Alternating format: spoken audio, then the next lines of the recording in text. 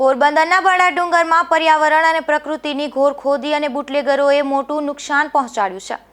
ત્યારે પોરબંદર પોલીસે બરડા ડુંગરની પરિક્રમા કરી અને સામૂહિક દરોડા પાડ્યા હતા, જેમાં પોલીસે દારૂના આથાનો સ્થળ પર જ નાશ કરી કાર્યવાહી હાથ ધરી હતી।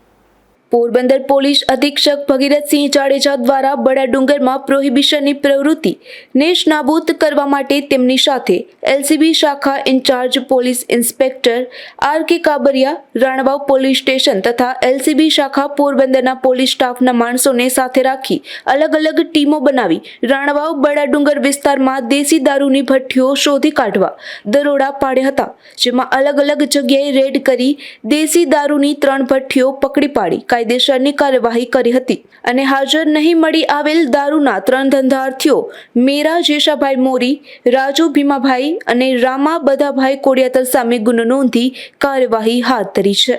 નિપુલ પોપટ સાથે અશોક થાનકી, ગુજરાત ન્યૂઝ, પોરબંદર।